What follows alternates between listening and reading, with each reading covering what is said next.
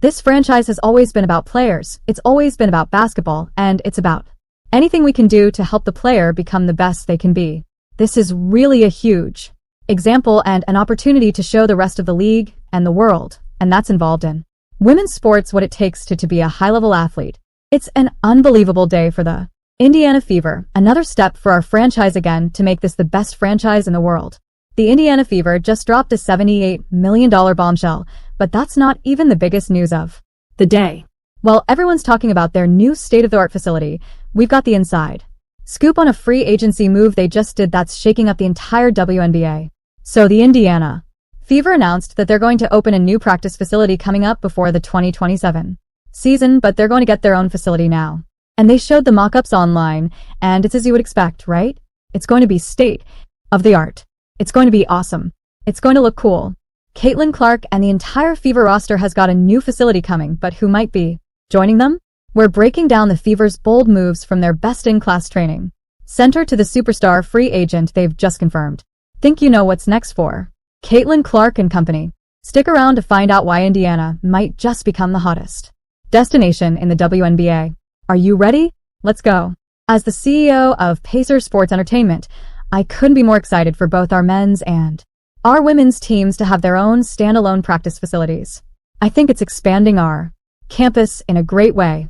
It's providing them everything they need to have the best performance that they can on the court. And I think it's absolutely the right time to do it. Picture this, a basketball paradise spanning 108,000 square feet. That's exactly what the Indiana Fever just announced. But why now? What's the game plan behind this massive investment? Let's break it down. We're talking about a $78 million facility that's set to redefine what a WNBA team's home base looks like. This is almost twice the size of the biggest facility, whether current or planned, in the WNBA, and is bigger than some NBA teams' facilities. The Fever are making a statement, and it's loud and clear. From all of the weight and conditioning equipment, obviously we'll have 2 full-size courts. It'll be available 24/7 for them to come and utilize it. But also just the best in recovery, the best in mental health, places for them to be able to also record content, podcasts, and other things that they may have to go off-site and waste time doing things like that. So they can really maximize their time spent focusing on their performance and not on other things. So, what's inside this hoops heaven? 2 full-size courts. For starters, but there's more. Strength training areas that would make pro bodybuilders jealous. Recovery rooms, saunas, and infrared facilities that feel more like a spa than a sports facility. It's everything a player needs to perform at their peak. Here's where it gets really interesting. Mental health facilities, a full-service kitchen, a podcast studio, and a nail salon. The Fever aren't just thinking about training. They're thinking about the whole player experience. This facility is designed to help athletes thrive on and off the court. Well, first of all, our goals for this new training center is really to provide a first-in-class training center that is designed exclusively for women athletes. And I think that's important to note because it's not just a gym. It's a holistic approach to how women athletes train, recover, rehab. This is going to be the best in class when it comes to a women's professional training facility. And not just the day that it opens. We're going to set this up and think about this as the best in class for many years to come. Now let's talk about timing. This palace is set to open its doors in 2027. There's some serious strategy at play here. 2027 is when Aaliyah Boston's rookie deal expires. Caitlin Clark's contract is up in 2028. The Fever are laying the groundwork for their future, sending a message to their stars and every free agent out there. This is where you want to be. Compare this to other teams. The Connecticut Sun are sharing their practice space with birthday parties and yoga classes. Alyssa Thomas of the Sun said, "We're a professional team. We're competing for playoffs."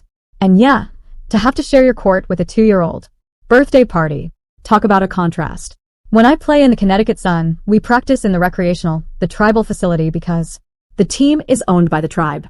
And so sometimes there'll be people doing yoga classes. Wow. That's crazy. And different stuff. And we'll be on the court, practicing on the full court, the full NBA class court. And then they'll come in and we have to put the divider down. And then we'll start going on a court that was smaller than a high school court. Kid you not.